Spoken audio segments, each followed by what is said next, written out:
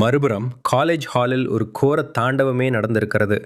தன்னைச் சுற்றி இரும்பு கம்பிகளுடன் வந்த 20 ரவுடிகளையும் ஹரிஷ் தன் அல்டிமேட் வாரியர் பலத்தால் அடித்து துவம்சம் செய்து ஹாலின் நாலாபுறமும் தூக்கி வீசியிருக்கிறான். ஒருவன் கம்ப்யூட்டர் மானிட்டருக்குள் தலைகீழாக கிடக்கிறான். இன்னொருவன் தூணில் மோதி எலும்புகள் முறிந்து கிடக்கிறான். சுற்றிலும் இரத்த கரைகளும் உடைந்த இரும்பு கம்பிகளும் கிடக்கின்றன. ஆனால் ஹரிஷின் உடம்பில் ஒரு சின்ன கீறல் கூட இல்லை. அவனது கருப்புச் சட்டை சற்றே கிழிந்திருக்கிறது.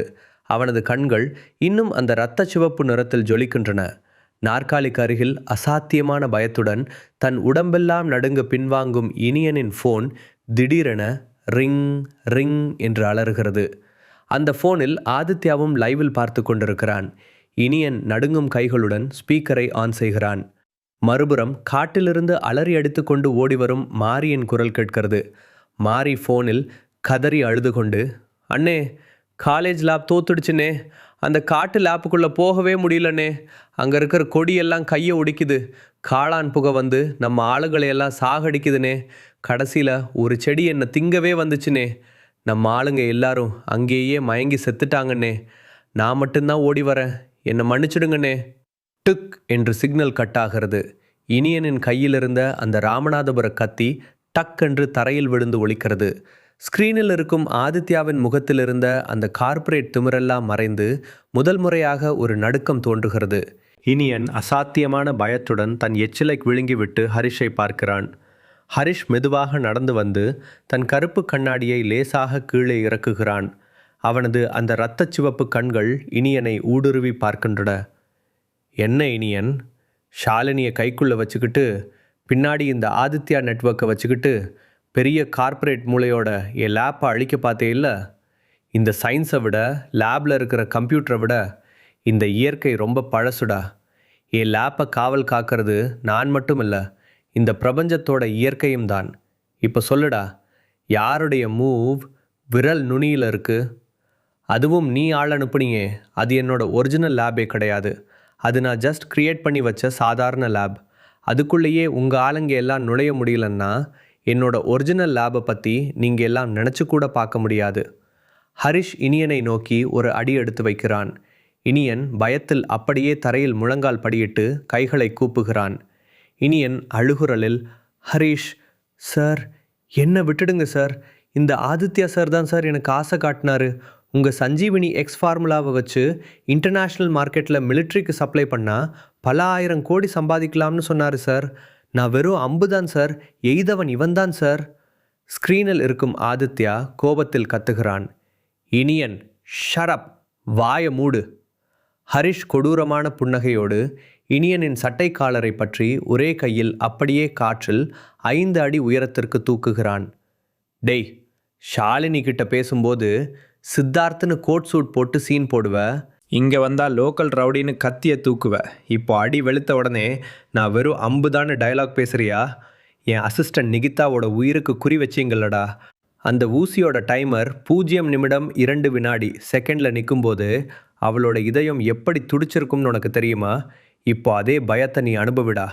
ஹரிஷ் இனியனை ஓங்கி அடிக்க கையை உயர்த்தும் போது காலேஜ் வளாகத்திற்குள் 10க்கும் மேற்பட்ட போலீஸ்கார்களும் மிலிட்ரி கமாண்டோ வாகனங்களும் சைரன் சத்தத்துடன் அதிரடியாக வந்து நுழைகின்றன. விளக்குகள் சுழல கார்கள் வந்து நிற்கின்றன. ஆயுதம் ஏந்திய கமாண்டோ போலீஸ் படை ஹாலுக்குள் பாய்கிறது. முன்னணியில் சிட்டி போலீஸ் கமிஷனர் ராகவன் மற்றும் அவரோடு ஸ்பெஷல் ஆஃபீஸர்களான ஆகாஷ் மற்றும் விக்னேஷ் கைகளில் துப்பாக்கியுடன் ஓடி வருகிறார்கள். கமிஷனர் ராகவன், ஹரிஷ் ஹோல்டான், அவனை எதுவும் பண்ணிடாதீங்க, சட்டம் அவனுக்கு தண்டனை கொடுக்கட்டும், we have got everything. Harish கமிஷனரை பார்க்கிறான். மெதுவாக அவனது வாரியர் கோபம் குறையத் தொடங்குகிறது. கைகளில் இருந்த சில்வர் ரேகைகள் மறைந்து கண்கள் சாதாரண நிலைக்கு திரும்புகின்றன. அவன் இனியனை தரையில் பொத்தென்று தூக்கி போடுகிறான். ஆஃபீஸர்கள் ஆகாஷும் விக்னேஷும் பாய்ந்து சென்று இனியனுக்கு விலங்கு மாட்டுகிறார்கள். கமிஷனர் ராகவன் அந்த பெரிய ஸ்க்ரீனை பார்க்கிறான். அங்கே ஆதித்யா ஃபோனை கட் செய்ய போகிறான். கமிஷனர் ராகவன் ஆதித்யாவை பார்த்து புன்னகைத்து, மிஸ்டர் ஆதித்யா, லைனை கட் பண்ணாதீங்க. சுவிட்சர்லாந்தில் இருக்கிற இன்டர்போல் போலீஸ்க்கு உங்கள் மின்காஸ்டர் கார்ப்பரேஷனோட பயோ துரோக ஆதாரங்கள் அத்தனையையும் நாங்கள் அனுப்பிட்டோம். இன்னும் 5 நிமிஷத்தில் உங்கள் ரூம்குள்ளே போலீஸ் வரப்போகுது. சீ இந்த கோர்ட். ஆதித்த அதிர்ச்சியில் சிகரெட்டை கீழே போட ஸ்க்ரீன் பிளாங்க் ஆகிறது. விடி காலை 6 மணி நேரம். பனிமூட்டத்திற்கு நடுவே தங்க நிற சூரிய வெளிச்சம் அந்த அடர்ந்த காட்டுக்குள் மரங்களுக்கு இடையே ஊடுருவி பாய்கிறது. ஹரிஷின் ரகசிய ஹெர்பல் லேப் வாசலில் ஹரிஷும் கமிஷனர் ராகவனும் புதிய ஃபாரஸ்ட் செக்யூரிட்டி ஆஃபீஸர் பரத்தும் பேராசிரியர் சந்திரனும் நிற்கிறார்கள். உள்ளே லேபின் இயற்கை பொறிகளால் மயக்க நிலையில் இருந்த மாரி மற்றும் அவனது ஆட்களை போலீஸ் மற்றும் வனத்துறையினர் தூக்கி கொண்டு வெளியே வந்து ஜீப்பில் ஏற்றுகிறார்கள். லேப்பிற்குள் இருந்த விசித்திரமான கொடிகளும் தாவரங்களும் இப்போ அதிகாலை பனியில் சாதுவாக அழகாக காட்சியளிக்கின்றன. இரவு நடந்த அந்த கொடூரமான போருக்கான எந்த அறிகுறியும் அங்கில்லை. ஆஃபீஸர் பரத் வியப்புடன் லேபை பார்த்து, அமேசிங் ஹரிஷ், சயின்ஸையும் இயற்கையையும் சேர்த்து நீ உருவாக்கியிருக்கிற இந்த லேப் ஒரு உலக அதிசயம். இதை காப்பாற்ற நீ உன் உயிரையே பணயம் வச்சிருக்க. ஹரிஷ் பேராசிரியர் சந்திரனின் தோளை தொட்டு புன்னகையுடன், இது வெறும் லேப் இல்லை சார், மனித இனத்தோட தீர்க்க முடியாத நோய்களை தீர்க்க போகிற ஒரு இயற்கை பொக்கிஷம். சஞ்சீவினி எக்ஸோட உண்மையான நோக்கம் உலகத்தை ஆள்றது இல்லை சார், உலகத்தை காப்பாற்றுறது.